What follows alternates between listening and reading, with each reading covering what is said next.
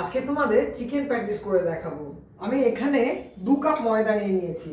এই ময়দার মধ্যে আমি আন্দাজ মতো নুন দিয়ে দেবো। এখানে আমি 2 টেবিল চামচ তেল দিলাম। আমি রাইস ব্রান অয়েল ইউজ করি। এটাকে আমি ভালো করে আগে মাখিয়ে নেবো এটার সঙ্গে। এখানে মাখার পরে আমি দেখছি এই ময়দাটা আমার কিন্তু এইভাবে ডেলা পাচ্ছে না। আমি ওখানে 2.5 চামচ মতো দিয়েছিলাম, আরও 1 চামচ আমি এখানে তেল দিয়ে দেবো। দিয়ে আবার আমি এটাকে ভালো করে মাখবো। এবার আমি অল্প অল্প করে জল দিয়ে দিয়ে এটাকে আমি একটা বেশ শক্ত মতন ডো বানিয়ে নেব। দেখো এটাকে বেশ সুন্দর করে আমি মেখে নিয়েছি। খুব বেশি শক্তও না, খুব বেশি নরমও না।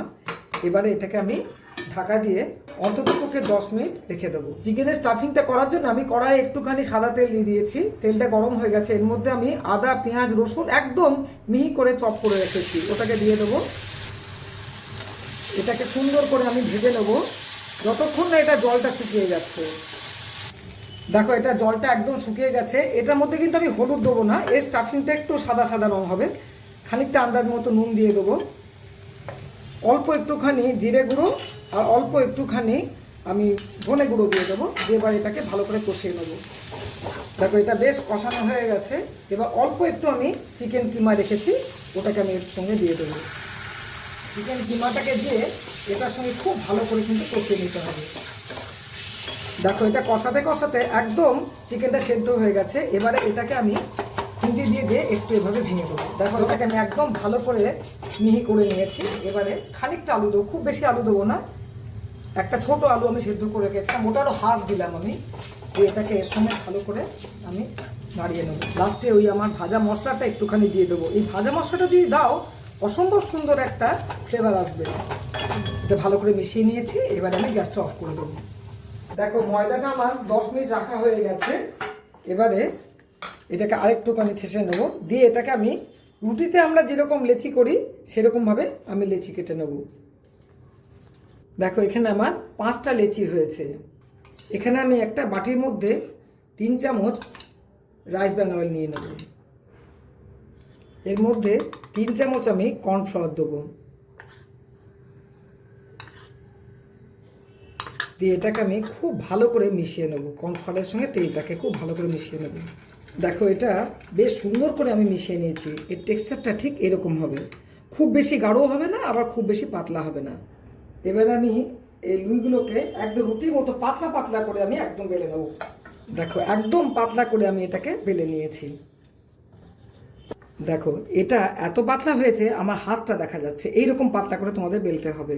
এই যে রুটিটা আমি বেলে রাখলাম এর ওপরে আমি একটু ময়দা ছড়িয়ে দেবো, কেন প্রত্যেকটা রুটি যখন রাখবো সেটা যেন স্টিক করে না যায়।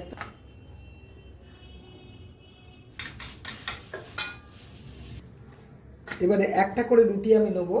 দিয়ে এর ওপরে ওই যে আমি গুলে রেখেছিলাম এটাকে আস্তে করে দিয়ে এটাকে চামচে করে করে পুরোটার মধ্যে, যদি চামচে করে না হয় হাত লাগাতে হবে, হাতে করে করে পুরো ধার অবধি এটাকে আমি স্প্রেড করে দেবো। দিয়ে এর ওপরে আবার একটুখানি আমি ময়দা ছড়িয়ে দেবো।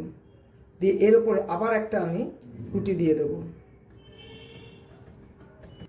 আবার এই রুটিটার ওপরেও আমি ওই মিশ্রণটাকে দিয়ে একদম ধার অবধি এটাকে আমি স্প্রেড করে দেবো। আবার এর উপরে অল্প করে আমি ময়দা দিয়ে দেবো। ময়দাটা দেওয়ার কারণ কি, তোমার যত বেশি ভেতরের লেয়ারটাকে বেশ ছাড়া ছাড়া হবে তত ভালো হবে। ময়দাটা দিয়ে দিলাম। আবার এর উপরে আরেকটা রুটি, আমি 3টে রুটি এইভাবে লেয়ার করে নেব। এর উপরে আবার এই 1 চামচ মতন ব্যাটারটা দিয়ে আবার হাতে করে করে আমি বেশ ছড়িয়ে দেবো। আবার একটুখানি ময়দা ছড়িয়ে দেবো। এবার এটাকে সাইড থেকে এভাবে একটা ফোল্ড দেবো। দিয়ে আবার আমি এর ওপরে এই ব্যাটারটাকে আমি লাগিয়ে নেবো হাতে করে। প্রত্যেকটা যতবার ফোল্ড করবে ততটা ফোল্ডের উপরে এটাকে লাগালে খুব সুন্দর বেশ ক্রিস্পি হবে এবং এটা লেয়ারটা বেশ ছেড়ে ছেড়ে যাবে। আবার এর ওপরে আমি আরেকটা আমি এইভাবে মিশ্রণটা দিয়ে হাতে করে করে বেশ স্প্রেড করে দেবো। এইটার ওপরও একটুখানি আমি ময়দা দিয়ে দেবো। দিয়ে ময়দাটাকে দিয়ে আবার আমি এই পাশ থেকে একটা ফোল্ড করব। দিয়ে আবার একটুখানি এইদিকে আমি এই মিশ্রণটা দিয়ে দেবো, হাতে করে এটাকে বেশ স্প্রেড করে দেবো। দিয়ে এপাশ থেকে আরেকটা আমি ফোল্ড করব।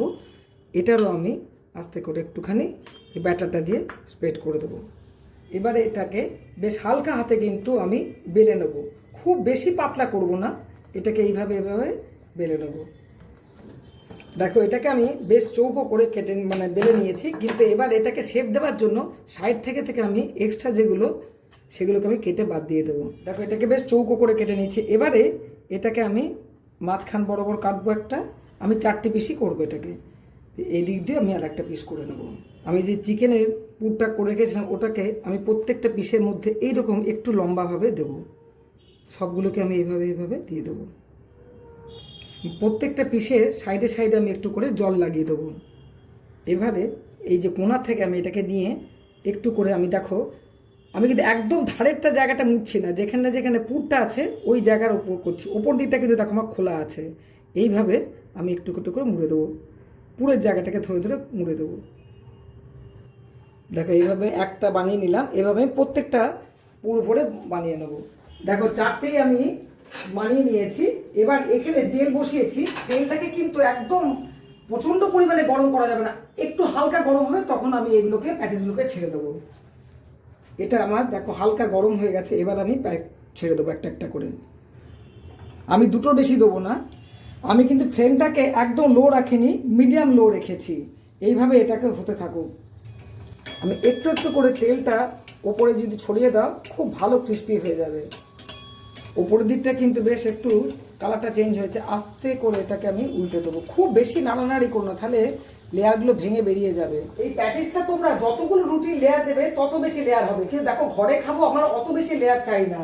আর একদম মানে এটা এত সুন্দর ক্রিস্পি হবে এবং লেয়ারে ছেড়ে যাবে, মুচমুচে হবে। দেখো এটা বেশ সুন্দর রং হয়ে গেছে, দেখো কত সুন্দর লেয়ার এসেছে এটা। হ্যাঁ, এটাকে আমি এবার আস্তে করে একটা প্লেটে তুলে নেব। দেখো চিকেন প্যাটিস একদম রেডি, গরম আছে। আমি তোমাদের ভেঙেও দেখাচ্ছি একটা। দেখো কত সুন্দর লেয়ার হয়েছে, এটাকে ভেঙেও দেখাচ্ছি। দেখো